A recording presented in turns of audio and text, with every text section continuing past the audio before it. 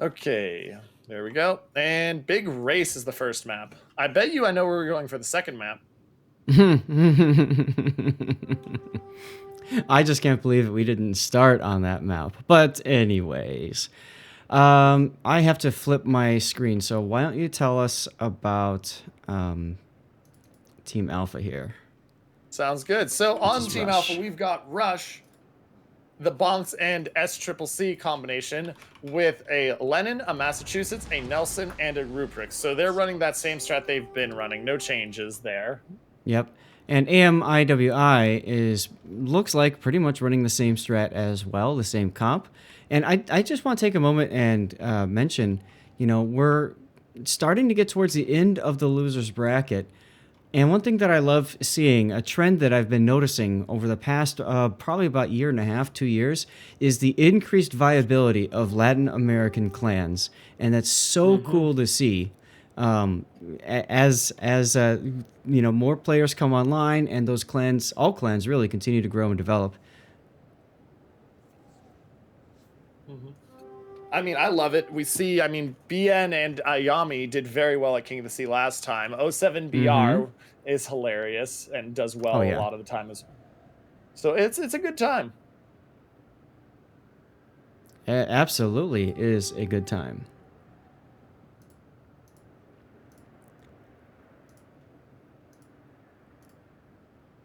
Sorry, I'm just checking something. You're fine. So as I watch this in here with AMIWI coming into the cap, we're seeing that same slightly different setup from each team here, and I really like this. As I look at Rush, I love seeing that Lennon on the south side of the D4-5 island to look into the mid and have shots at that Ruprecht.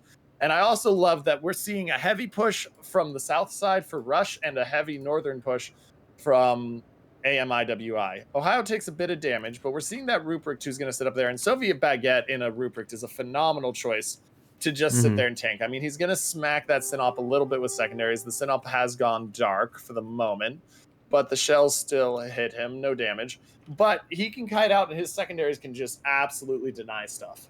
Now, that being said, he did turn in, and that means if he needs to turn around, it's going to take a bit. But it also does signal a south first focus for Team Rush. And you can see it here. I mean, yes, they've been hitting the Ohio, and the Ohio's hurt, and so is the Synop.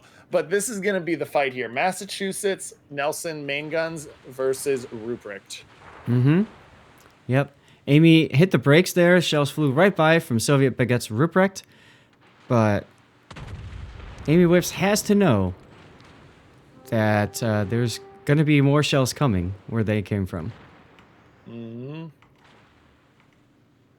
Other thing to watch is the cap situation. Now, Massachusetts and Nelson can't push too far forward without dealing with Warships in Ohio. But Lennon has some really nice shots. Baguette has some really nice shots. And there goes the Ruprecht getting slapped. And now it becomes the question of where's the kill? Who gets the kill here on the southern side? If the Ruprecht survives for 3 minutes here, 3.5 minutes here, that definitely swings advantage in the side of AMIWI because of the Warspite and the Ohio pushing north.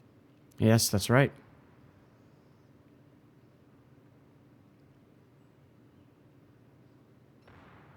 If the Ruprecht goes down before 4 minutes left in the game, or of AMI goes down, or if Soviet Baguette manages to effectively kite and deny the push on the top, that's advantage Rush. We'll see here. Big shells coming in on the Nelson. Not good.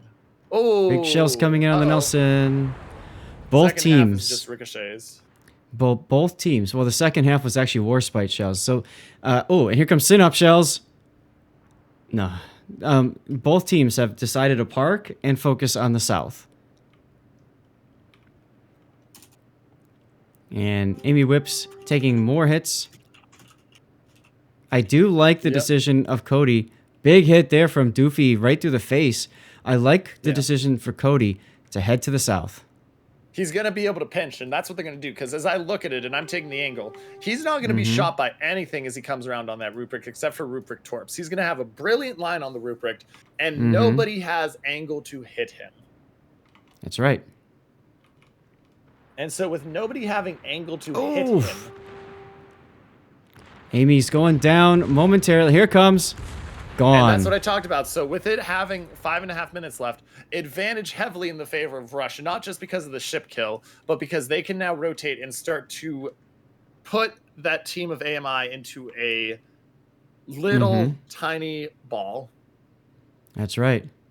I feel like if I'm Soviet Baguette, I'm watching very carefully, right? What's coming around this corner next? Yeah, I agree.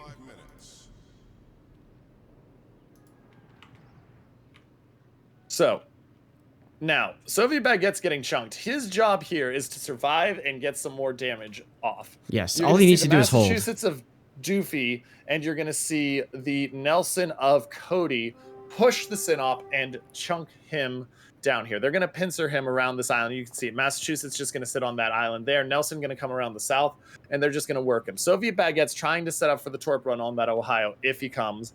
And I love that the Massachusetts is putting shells onto that Ohio from across the map as he tries to be push. Ooh. Big hit First there. shells are really good. Second shells, not quite as big, but still decent damage. And the Ruprecht is sitting there ready to torp. I don't like this backing up by Baguette, though, honestly, because you got to wait for the Ohio to get around that island before you can torp, because you can just dive the rocks, and he probably will. Unless this is a bait to try to make Black Mota think torps are coming out when they haven't.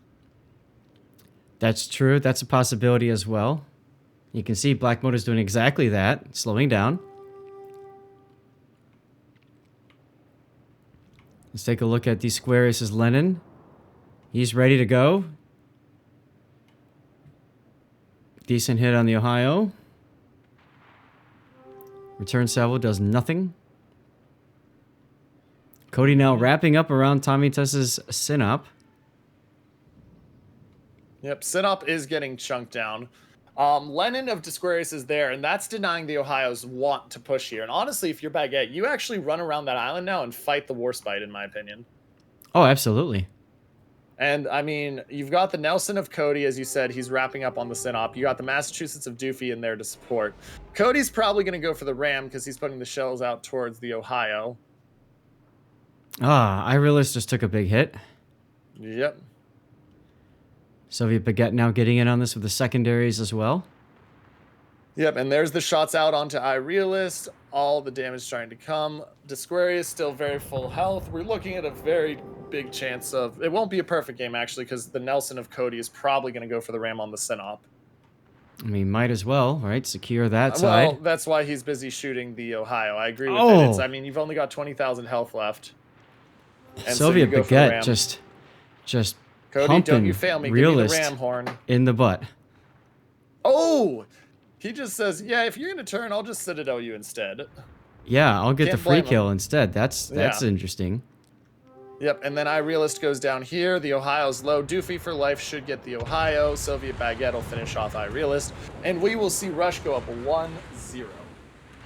That's right. Now, some people have been asking about mods.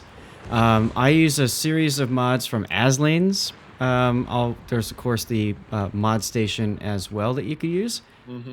And the main mods that I'm using is I've got one that shows team health, which is very handy.